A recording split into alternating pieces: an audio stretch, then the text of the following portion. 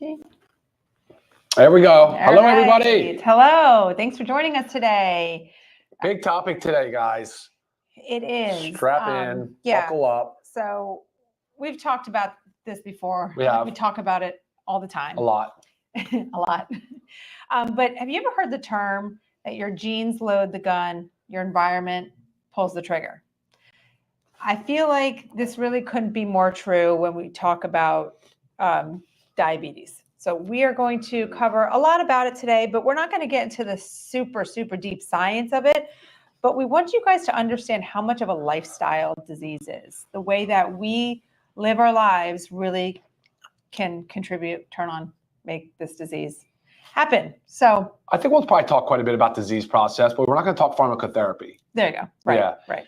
Yeah, and I think it relate to a lot of people, right? I mean, there's a lot of people that suffer from this disease, or the consequences of the disease long term. But yeah, I mean, a lot of people. And if there's, and look, I mean, at least half the population in the States has prediabetes type 2 or type 1. That's a lot of people. Right. And trending higher. Sure. And I mean, I swear, if I had $1 for each email I get with a question of what to take, what to do for type 2 diabetes, guys, I'd be a billionaire. It's a lot. These questions come in every single day. So I just wanted to have a fresh new discussion about it and really motivate you guys to either if you are diabetic or pre-diabetic, things that you can do to work on reversing this.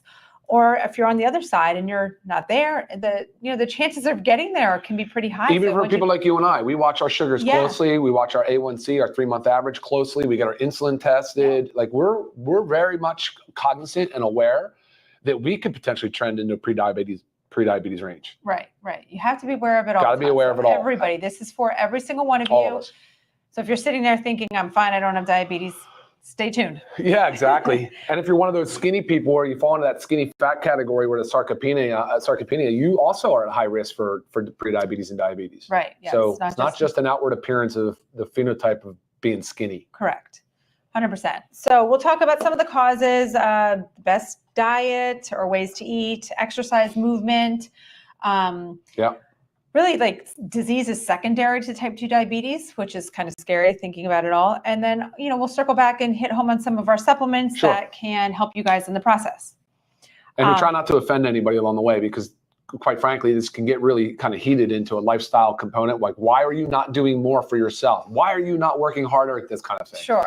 And we promise we'll pump the brakes on that. But we are very passionate about lifestyle. We are very passionate about disease prevention. Yes. And so sometimes it comes across that way. And I just want you guys to know we have your best interest in mind. Very true. Good point. Yeah. Good point. So just a little bit of, statistics. I mean, obviously, it's a chronic disease. Type 2 diabetes is a chronic, and we're sticking with type 2. Type 2 diabetes is and prediabetes, yeah. And prediabetes, yes. It's a chronic disease. 537 million adults ages 20 to 79 worldwide have type 2 diabetes. This is from 2021, and it's projected to increase to 643 million worldwide by 2030. These are very scary numbers. And also just knowing we are so educated on this, but yet the projection just continues to go up and up. So, and really when it comes to Americans, it's about 1 in 10. 1 in 10 Americans is not even pre-diabetic. This is type 2 diabetic. Yeah, that's not actually all that accurate, I don't think. I don't know. It's 38 million Americans, which is about 1 in 10. I don't know. Adults. Yeah. And, again, we're just saying adults too, but what's also happening more? Childhood, yeah. Sure. Childhood type 2 diabetes. And that is very sad. Very, very, very sad. Because there's so much that can be done. That's what we're really going to talk about. So type 2 diabetes, Ryan's going to do a nice paint a picture for us, but really it occurs when the body doesn't produce enough insulin or the cells don't react, right? Yeah. No, the body continues to produce a lot of insulin with insulin resistance. Cells become resistant. Right. And then over a long-standing period of time with type 2 diabetes, your insulin level, the secretion of insulin will decrease, you're right, over time. But in the beginning, it amps it up. It pushes more. Right. Because your body's resistant to it. It's not yet responding to it. So it's wondering why. So it's why is this blood sugar still so high? Why are you not using the sugar for energy and growth? Right. Because insulin's a hormone, and what it's designed to do is help the body help the cells absorb the glucose to use them for energy. Sure. Right. So when your body's resistant to that, clearly that's not happening. We're not using that sugar for energy. And what is it doing when we're not using it for energy? Storing as fat. Yeah. Yep. Many times goes into fat storage. Yeah. So let's just paint the picture. Yeah, it's of course. What I want you to visualize. And I think it's a good practice to run through this real quick. So the problem with reactive sick care and the whole Western model, and really most of the world now, is that there's no interruption in the continuum of care. There is no continuum of care really. Like if you're pre-diabetic, well, that's even before that, right? If you had the high end of normal, what we talked about is optimal levels a lot, right. blood levels. Yes. Most physicians aren't even really kind of talking to you about your high end of normal blood sugar. They're just not. There's nothing they can do about it. Your primary care is pretty much going to be like whatever. It's not even like a flag yet. So like the high 90s, call it your fasting blood sugar. Right. Then like in your low 100s, 110, 123, 120 in that range, you're pre-diabetic. Maybe the doc says something at that point. Maybe not. Probably not, because there's not a diagnosis code. There's not really a way for them to offer you any care. Now you bump up to 126 and you go higher, all of a sudden you're diabetic, you get a prescription, you get follow-ups, you get all these different things, educational materials through how to manage your diabetes with your medication, so on and so forth. Right, and you're just talking about blood sugar. That's strictly on fasting blood sugar, A1C. But there's also other metrics that we would encourage you to know, like know your A1C. That's your 3-month average of your blood sugar. You should know that. It should be under 5.7. That's an awesome indicator. You should know what your fasting insulin or your insulin levels look like. And then for those of you that are on that threshold of being concerned and have some concern, an oral glucose tolerance test, as bad as it sucks, because you have to, I forget, like that big sugary drink you drank and then monitor your sugar. So for those of you females that have had babies, like we typically they sometimes have it during pregnancy to make sure. So the OGTT, the oral glucose tolerance test, is a really high predictability on like where you stand as far as your insulin response and diabetes. So that's helpful information for those of you out there. But if you don't even know your fasting sugar, you can literally go get a glucometer from the grocery store and test your sugar at home fasting and postprandial after food. And you can search online for the normal levels, but like you got to know your numbers. You have to absolutely know what your fasting is, your postprandial. Like you should know your A1C. And if you don't, it's time for blood work because you're past due. Like that's just much needed. And it's normal to see the A1C. That's not foreign for a physician to look at that. Right. And also, again, how we always talk about, taking your healthcare, into your own hands. Look at your trends. So when you get your blood work back, if it doesn't have side by side of like your past, your previous 2 blood tests, ask for them. Look at your numbers and see, wow, what the, 6 months ago I was this number, and then 3 months ago I was that. And, ooh, look at me, I'm going up. Yeah. If that's the case, guys, you really need to have this is a wake up call.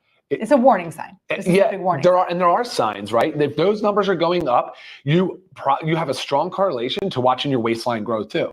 Right. And watching your activities decrease, watching your libido plummet, watching your energy, your free energy plummet, watching your sleep quality go down. Like, so you have all these different things that are happening, and it should actually absolutely come as no surprise that you're probably getting pre-diabetic, type 2 diabetic. Right. Because those are the things that sort of start to happen from a metabolic perspective as your prediabetes progresses into type 2 diabetes. Right. So the quick picture. And that's not normal aging, guys. Right. That is not normal aging. Good point. The quick picture is, so we eat a piece of food. Yeah. Right. And so the body secretes insulin to take that glucose up, to utilize it. Right. Yeah. And if you're insulin resistant, the body puts that insulin out, but your body's resistant to it. So therefore it's not using it. And then it puts out more, and it keeps putting out more. Blood sugar's high. Nothing is happening. We're not utilizing that blood sugar for energy. Now, in a healthy body that is not resistant, the insulin gets put out after we eat, and it takes up that blood sugar, gets it out of our bloodstream, right? And we use it for energy. So it really can be as simple as that. So we need to make sure we take precautions and we do things if we're insulin resistant. One of the biggest ones, you want to start with diet?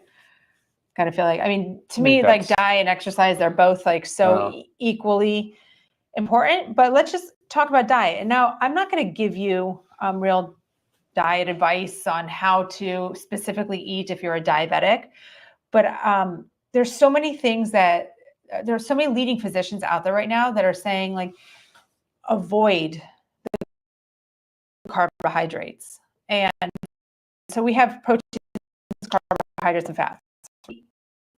Eat low carbohydrate. But carbohydrates are not essential. Essential means that that we need them for survival, or our body doesn't make them, but we make glucose, right? So we do make, so carbohydrates are not essential. And if you are pre-diabetic, diabetic, if you have problems, if you're insulin resistant, what's the point of putting carbohydrates in if your body's not able to utilize it properly? And by carbohydrates, guys, we hear a lot about sugar. Carbohydrates are sugars, yes. Breads, pastas, grains, oatmeal. And I know some things like that, like oatmeal, it's a soluble fiber. It does have a lot of benefits, but I mean, each body's unique. And this is why we like the continuous glucose monitors. If you don't know of that, you can look it up too. You can get one from your doctor, but it's one that's not entry level though. That's for just, I mean, to common knowledge. Sure. Common knowledge. Sure. To know how things, I mean, there's many healthy people walking around wearing them to have the awareness of how their body reacts to certain foods. So think about proteins and fats. Think about high quality proteins and high quality fats, right? Your lean meats, your healthy low mercury fish, eggs, dairy, just beans. Beans are a carbohydrate, but they're a great soluble fiber. So they really, really actually are beneficial. So just think about avoiding the sugars. And I know fruit is extremely healthy, but because it is sugar. It is sugar. So you have, when you're here, I want you to think about more on the low glycemic index. So glycemic index is certain food, when you're low on the glycemic index, there are certain foods that take longer to increase blood sugar. So you want to focus on those. I mean, berries are lower. I think it's a fair thing for people to reference the glycemic index. Yeah, they want to see how fast it causes your blood sugar to spike. Right. How fast? Basically, the time release of the food to causing a blood sugar spike. Right. So just kind of. It's a good guide. It's a good guide because you're right. Great. Like the fruits and the sugars and things like that. Like some fruits are very high in sugar. Right. Some are lower. And it's hard because you got to know fruits these are things. Healthy. Yep. But yet, if you're you having know these things. insulin resistance, they're not healthy for you. Right. Yes, they're full of nutrients, but it's not good for you if your body's not utilizing that sugar. So really, really, really focus on the high quality protein, high quality fats, like your olive oil, coconut oil, avocado oil, your avocados, your nuts, your seeds, your olives, your coconut, all that kind of stuff in there. I mean, really beneficial. And it also really helps stabilize your blood sugar. And if you are eating carbohydrates, if you don't want to rule them out 100%, make sure you're pairing them with a fat or a protein. Because typically when we just eat carbohydrates, we have a big spike in our blood sugar. And every time we eat, our blood sugar is changing, right? It's going to go up with food. But we want to keep it these nice, low rolling hills, not these big peaks and valleys. So if you're pairing your carbohydrate, example, if say you're going to have a piece of toast, let's put some avocado on there, right? Let's have an avocado toast. If you're going to have a piece of fruit, say you're going to eat an apple, which is also good soluble fiber if you keep that skin on there, but pair it with some nuts, maybe some nut butter. So just those little combinations will help balance your blood sugar better. And I mean, I know some people that do use the continuous glucose monitors, they notice things like changes if they were to eat ice cream, because ice cream has like a full fat ice cream has fat in it. It helps keep your blood sugar more stable than maybe say eating white rice. It just bumps it up. So the pairing of it can really help. But again, really think about the avoidance of carbohydrates until you get things under control. Yeah, you're giving like really like quality health advice, like from a dietary perspective and nutritionist perspective. Whereas really for most of the people watching that are concerned about this, stop the sugar bolus. Mm-hmm. Right? Stop having this like crappy coffee loaded with some sugar bolus in there because it's a cream, it's a sugar, it's a this, it's a that. Stop waking up first thing eating a cereal or some heavy carbohydrate loaded with fruit and some flavored yogurt that's packed with sugar. Stop sugary beverages throughout the day. What's the deal with all these? I'm hydrating well. I'm drinking my Gatorade or Powerade or whatever, or even drinking sodas, loaded with sugar. Right. Dude, like. Or putting I hate even saying this, but like putting some honey in tea. I mean, honey has great health benefits, but not profound if you're not able to utilize it properly, right. Not if your blood sugar is out of control, not if you're insulin resistant. So you have to look at things through a very different lens. You kind of do. And if you can think about just taking it all out, take it all out. And if you are addicted to sugar, guys, I promise you, if you can do a complete 0 carbohydrate, 0 sugars for 2 weeks, you will get rid of that sugar addiction. 2 weeks, I know, will be probably the hardest 2 weeks of your life. Yeah, sugar detox is a whole nother thing. We should talk about that sometime too. Right. You know what I mean? But it helps so many. It really does. It's a real thing. What do you say about carrots? Do you have any opinion on carrots? In moderation. Yeah. I mean, carrots are higher, a vegetable that carbohydrate tends to be fiber. higher in sugar, but it also has the fiber. You know, things like also like beets. Beets are so great for us, but they're higher in sugar. You know, so it's just moderation. But the fiber in carbohydrates really helps. So some other fiber foods I have on here, I was writing them down just so I don't forget. Black beans, lima beans, artichoke, apple with the skin. You need the skin. Green peas. If you're going to do some oatmeal, if you're doing some carbohydrates, that oatmeal does have the soluble fiber. Raw broccoli, sunflower seeds, walnuts. So all of these can be incorporated because fiber helps control blood sugar.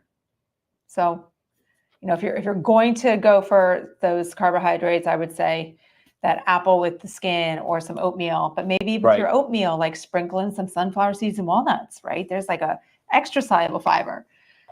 So, and then timing of nutrition is super important. You know, we talked about fasting and intermittent fasting and time feeding windows and those types of things. But yeah, I think like the really important thing to take away, and this requires a lot of discipline. I understand this is not an easy thing for people that are so accustomed to it because you're the addiction center, the dopamine reward center is so fired up on some of these food choices that you just can't.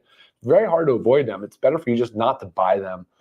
But when you eat, it's like eat for a meal and maybe not snack as much, right? Like kind of minimize the snacking in between to let your blood sugar stabilize and normalize. But if you continue or prompting the pancreas to release insulin just during your feeding window, like almost the whole time, that is not ideal for somebody that's pre-diabetic or diabetic. Right. So very good point. Take that into consideration as well. So timing of your food. Timing your food. Focus on those 3 meals and just make them hearty and healthy. You know, good enough calories that you can have your 3 meals of the day and that be it. You know, you should be able to go 4 hours after eating a meal without feeling hungry. What is the deal with this dude? Hey, what is your deal, David? What I mean, every week, same thing. Walmart has better products than Live Good. Very funny, dude. Send me your products, David. I don't understand though. It's like you want attention, you just got it. There you go, man. Okay. Exercise. Let's bump up to exercise. So did you know that exercising, utilizing your muscles can help control blood sugar similar to that of diabetic medications? Yeah. I mean, I was reading that earlier and I was just like, I mean, that's blow you away. Not enough right there to tell you why you need to exercise. So what exercise does to your blood sugar is very similar, comparable to what diabetes medications do. Exercise is so extremely crucial. And the Center of Disease Control only recommends 150 minutes of moderate intensity exercise per week. That's very little. But again, start there. If you're not exercising, I mean, 150 minutes of moderate intensity per week. Divide that up. Moderate intensity, right? Fast walking, hill walking, biking. We know we want the weight training in there, but right now, keeping this super simple in terms of exercise, what we want you to do is contract your muscles. Because that contraction of the muscle is what pulls that blood sugar out of your blood and utilizes it for energy. And the more muscle you have, the better able you are to continuously take up sugar from your blood. So it's just, I mean, you have to do it. I can't even say anymore. Like you have got to exercise. That is like, it's a non-negotiable. It's a 100% non-negotiable. I mean, this is for everybody too. Like we did our last week's training on, it was about metabolism, but this goes just with that, because if you missed it, make sure you watch it. But one of the things that we were saying is that you should be moving your body, not just that little bit of exercise you're setting aside to do a day or per week, but you need to be moving your body continuously through the day.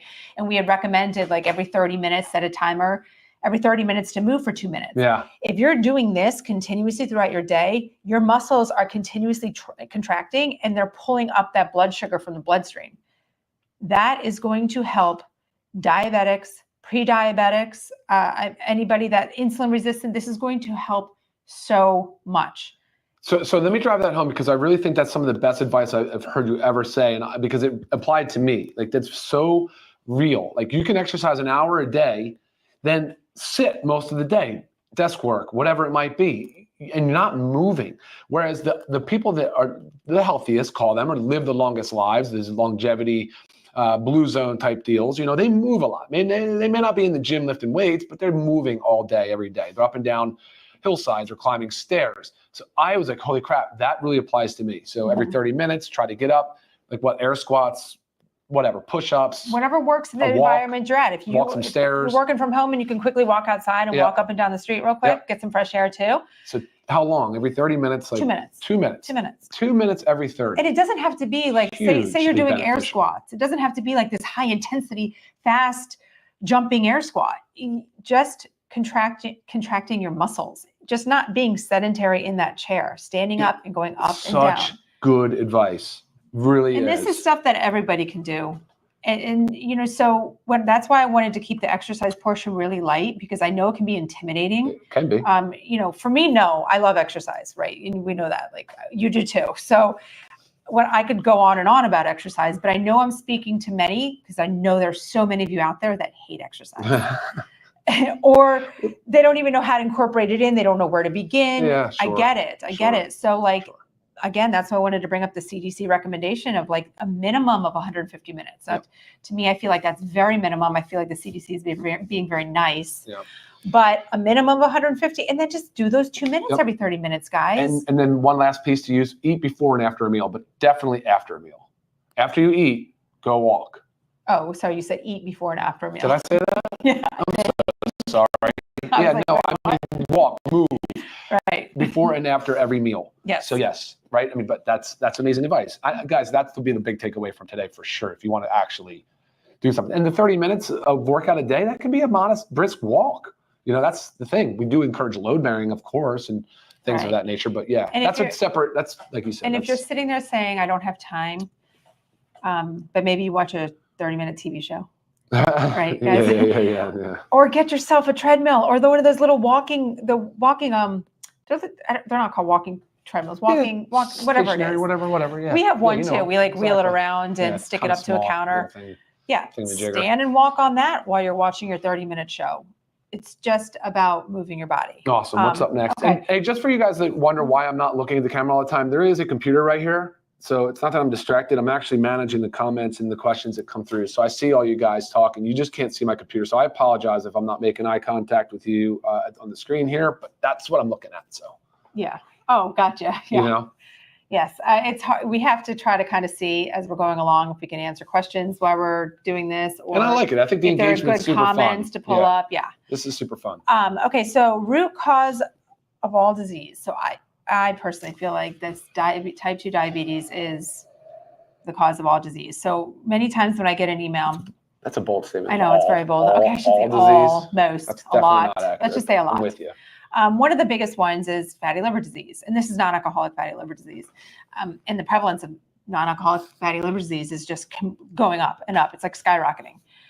And every time I get an email about this, which is very often, I say, are you or whomever they're referring to type 2 diabetic? And 9.9 times out of 10, it comes back yes. So I say, okay, let's take a step back. Let's go work on let's work on the diabetes, because the other things will start to heal themselves in the process. Same thing when it goes to, I get a question about like foot sores or leg pain, just a lot of it. I always ask the question, are you type 2 diabetic? And it comes back 9.9 times out of 10, yes.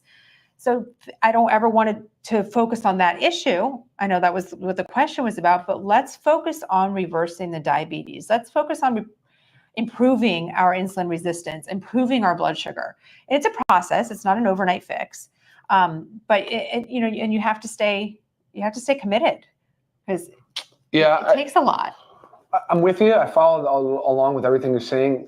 It's really a body composition issue, because that's what contributes and causes the diabetes, right? Like the type 2, the pre-diabetic and the diabetes. It's right. Body composition, but you also talked about the sarcopenic obesity, which is your skinny fat.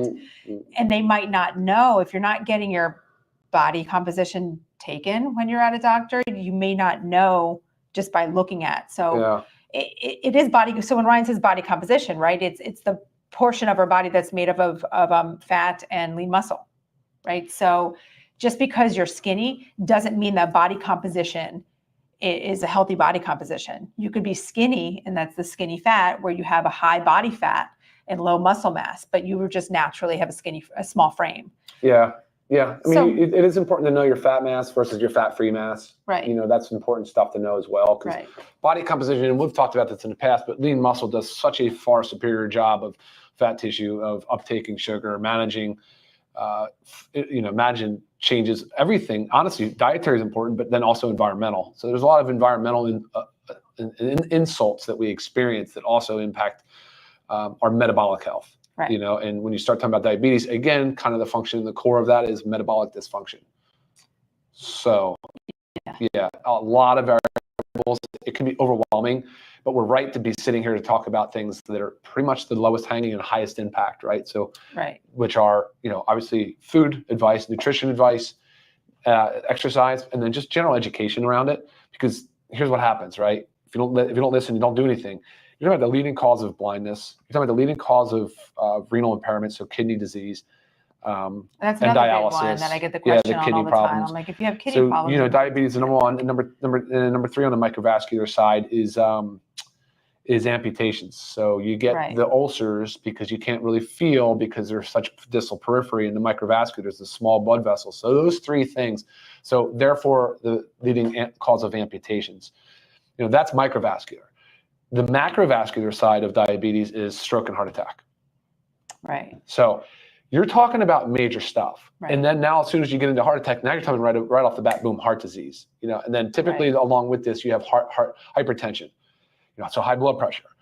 And the heart attack thing is really a CAD, coronary artery disease issue. So guys, this thing is like, it's such a volcanic eruption of into this chronic disease world, because as soon as all that happens, and we're not going to get into this so much, but the inflammatory cascade, the process of inflammation. Sure. So not only are you getting spikes of high inflammation, and your cortisol response is all screwed up, and your hypothalamus and your pituitary and the whole adrenal glands are screwed.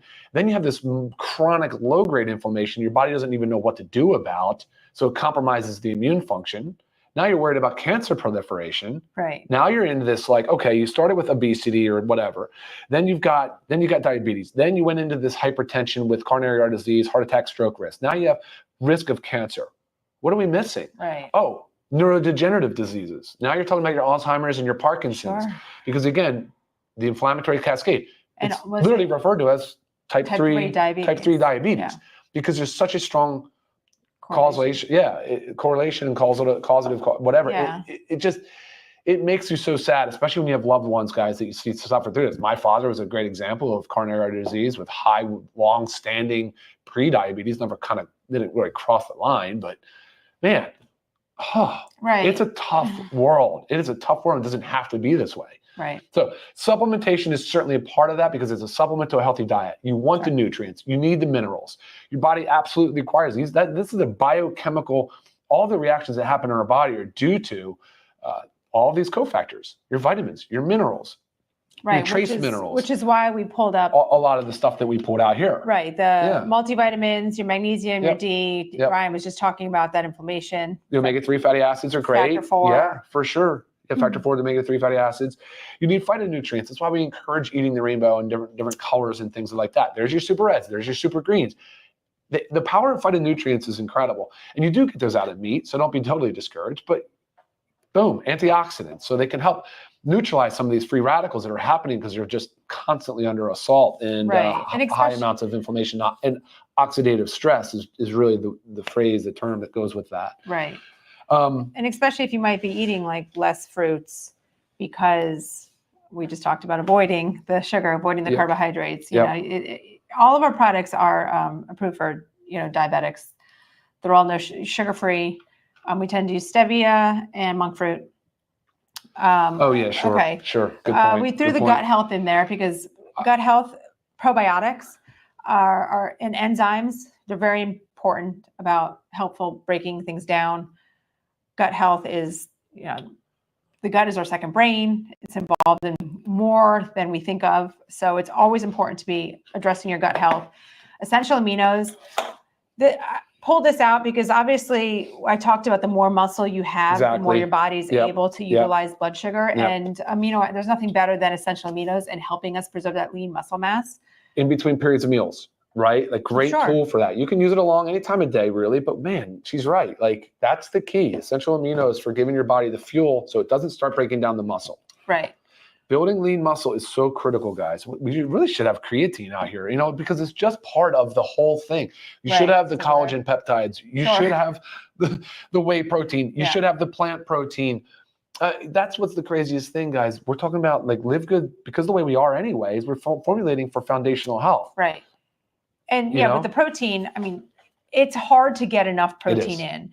That's where protein powders come into play. Like if you're one sitting there and saying like, I weigh 160 pounds and I'm eating my 160 grams of protein through other sources, meat, whatnot, eggs, dairy, kudos to you. I know personally, it's hard for me to reach my goal. I typically eat about 150 grams of protein a day.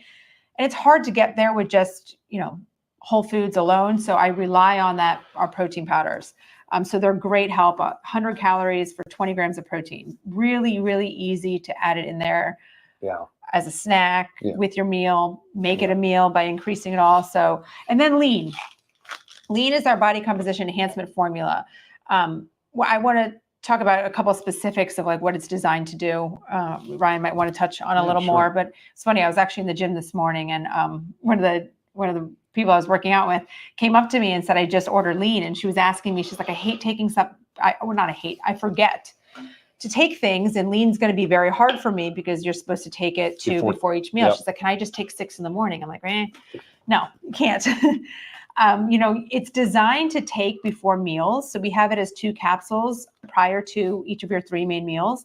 And the glucomannan in lean is the fiber that expands 100 times its weight in water. Expands the size of your stomach. So when you're eating, so if you take this it says 30 minutes on here, but the reason I say 30 to 60, I can even say 30 to 90 because our systems are different. Some digest a little bit slower.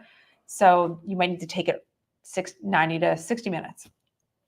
So you take it drinking with a lot of water, always have to drink a lot of water, and it expands. So then when you go to eat your meal, you're not able to eat as much, right? You just feel full. Naturally, you just feel full faster.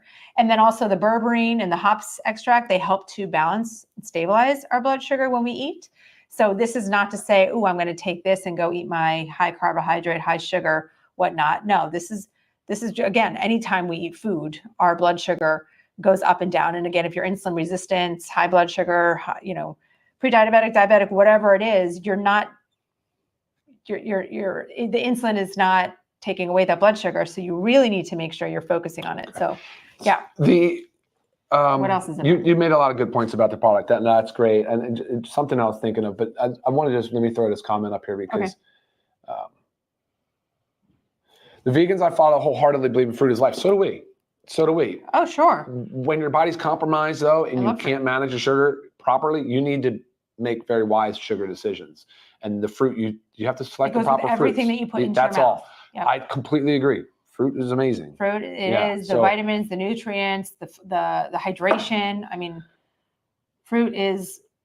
Are legumes okay? You name some legumes. Yeah, black beans is really great in soluble fiber. So all beans are. Look high in fiber. This. So not a good. So grapes and melons extremely high in sugar. Should be eaten alone. Ferments really fast and causes gases and bloat. Okay. Yep. So as you guys can see, there's a ton of information and advice out there. You really have to work with what serves you best, but there's some principles and some guidelines that you should, general guidelines that you should follow. So healthy fats, high in protein. I want to go on the sugar comment, go ahead. The fruit comment real quick, especially the grapes. I just want to give an example. So my mom is extremely lean. She works out all the time and she's 72 years old. She is strong as a little whip. She's maybe like 95 pounds. I mean, super, super, super lean, much shorter than me. So, her weight is much less, but her A1C was kind of on the higher level. My mom eats very, very, very clean, like really no real sugar or anything like that. Doesn't really eat carbohydrates, can't do gluten. So just avoids it all. she snacks on grapes. Oh, there it is. All Boom. throughout the day. Yeah. Just like not like piles of grapes, but like if you're kind of thirsty, hungry, just kind of go pop some grapes. And her doctor was like, you got to back off the grapes. Like, I don't know what else it would be, but your A1C has gone up and, grapes are super high. This one says, Live Good products help. That's awesome. Don't eat too early, 3 to 4 hours, and try not to eat 4 hours before bed. Feel much better. If you can go 4 hours before bed, that's impressive. I wish. But if you can go at least 2 hours before bed, I'm telling you, you're right. This is a game changer, guys. Do not eat close to bedtime. Massive change in your sleep quality and your blood sugar management. And make sure you move after that meal. Please walk. I had a friend, I thought he was totally active all the time. He says, man, I just started walking after you told me that, like, we should walk after meals. I won't stop doing it, and I feel amazing. Yes. Such a game changer after a meal. And I will say, when I first met him, I don't know if you know, if we met in college, but Ryan used to eat a big meal, and the first thing he would do was go lie down. Yeah. Yeah. No, she's helped me with a lot of things. Here? Albert, congratulations. That's awesome news. Nice. Just good news. Always good news. I love hearing that, man. Yes. For sure. Well, guys, look, we did a thing about, what did we do? Caloric restriction and weight loss. We're not getting into that today because we're not talking to you today specifically about weight loss, but you can check that out. But we've done one on inflammation. We've done one on inflammation. Right. Inflammaging. What else have we talked about that's relevant to today as well? The metabolism. Metabolic health. We did metabolic health. I mean, there's so much content around this, guys. And I think it's an awareness thing. It's an education. And I honestly think that you people out there that they're currently suffering with high sugar know what you need to do. So sometimes it's just that extra push, right? And maybe that push is today. Today's the day. Start now. Let's do it. Don't let the cascade Did we cover everything you had? I think so, yeah. All right, awesome. Yeah. Well, I'm going to run through some quick comments. Yeah, and I did say, guys, if you haven't already, subscribe to our channel. That way you don't miss anything. And we love your comments, your views. It helps us. We help you. It's kind of hand in hand. Like, comment. We always answer. Love to. Yes, please do that. Please do that. Albert's back and says, exercise gives me back pain. Well, your back pain's going to get worse if you don't move. It's just, that's the nature of the beast. You're going to have to find movements that work for you. Seek out a healthcare provider, whether it's chiropractic medicine or an orthopedic. Find somebody that can give you tailored advice. Right. Core strengthening exercises. I mean, if you're doing exercises that tend to hurt your back, then you're doing the wrong exercises for your body. Oh, man, you guys are so complimentary. I really appreciate it. Thank you so much. We love you guys too. Yeah, and check out all of our products are on our website, livegood.com. You can check them out there. We do have learn more sections with some information. We're working on getting short little videos onto each product so you can quickly watch and get a quick educational 1 to 3 minutes. 100% move daily. Yeah. Any other questions, you guys, I'm always available. Email. Some of these, I see if they're not really hand in hand with what's going on today. It's fun to see, though. A lot of people are recommending keto. Yeah. I mean, it's not for everybody, but if you are struggling with blood sugar issues, guys, it is the way to go. It really is. And it doesn't mean you have to be doing keto for life, but you've got to get what's going on in check and then figure out. It's all about learning how your body, everybody's different. So that's so funny. There's 2 comments about trampoline, and I couldn't agree more. Absolutely love the rebounding. Like if you bought one little trampoline and you just wanted to jump for a little bit. Right. That's a great idea. You have one of the teeny little trampolines next to your desk. Rebounder, go jump for 2 minutes. Just jump for 2 minutes. Wow. I love that. Freaking now I great. feel like we need a little trampoline. Yeah. Yeah. We should have one anyways. I love the whole, You can do it after cold plunge. If you guys cold plunge, you can go out and jump and make your. Yes, we tend to go out on our kids' big trampoline, but we should have a little one. Rebounders can be great. Another comment. This is great. So you guys must be seeing all your other comments and commenting back and forth, and I like that too. Thank you for interacting the way you all do.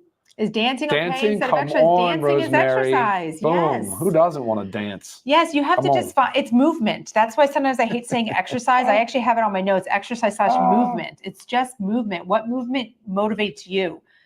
If you are going out and hating your exercise every single day, the likeliness of you sticking with it is Look at this one here. This one asks about, hey, Lisa Dye Ryan, recommendations of organic products for eyesight. So you're right to be concerned if your sugars are high, like I said earlier.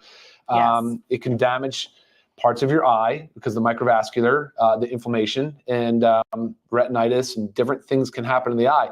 Of course, lowering the sugar is your priority, right? Let's get back to that normal, healthy sugar levels.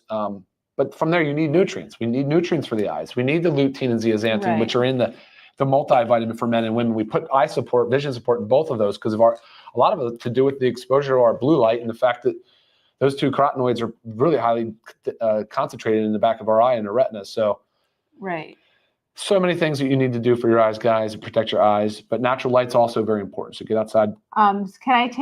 Should I take Super Reds when my sugar is high? There are no sugars in Super Reds. So yes, Super Red's a great addition. Yeah, the artificial sweetener thing is a hot topic debate here. It can cause an insulin surge. Yeah. I mean, so you got to be careful with them for sure. It's a lot of conflicting literature out there, so really difficult to know what's right. Time for your methylene blue? Tomorrow morning. I had mine today. Yeah. Yeah, I feel like we should probably do, I know next week, if you guys join us, it's the first Monday, right? The first Monday of the first Monday? Oh, today's the last. Did we mess up? Did we? Sure did. We'll do it next week. That's something. Typically the last Monday of every month, we do a live Q&A, call it our AUA, ask us anything. We goofed. Sorry, guys. Brought this topic in, but we'll do it. Nobody called us out on it. We'll flip-flop it. We'll do it next week. But I do also want to touch on, coming after that, I want to do a big one on methylene blue. This is a big one. Because the topic has been the research has been pumping out more stuff. And Donica, you're all over the comments. I love it. Especially women go through menopause. Menopause strength training helps keep your bone mineral density strong and prevent sarcopenia. Man, 100%. I'm telling you. And then what the problem too with the prediabetes and obesity is, man, your hormones absolutely get completely dysregulated. Yeah. And of course, we're all worried about our sex hormones, but there's so many hormones. We did a hormones video too, but man, it's both your sex hormones are what you're going to really notice the most. Your progesterone gets screwed, your estrogen, your testosterone, which of course men and women all have those hormones. Right. So a lot of times if I get the question, I'm having trouble getting pregnant, what should I take? I take steps back. Is there obesity involved? Type 2 diabetes? I mean, there's so many of these things that we need to focus on, because if you can fix those and get your hormones back in check, things happen naturally. Yeah. All right.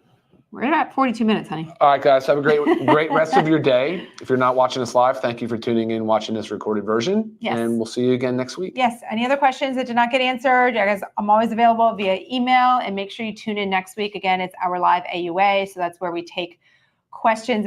It's Ask Us Anything. We'll take questions all over the grid about health and wellness. So it doesn't come in with anything. That's right. All right, guys. Thanks for joining. Take care, y'all. Bye now.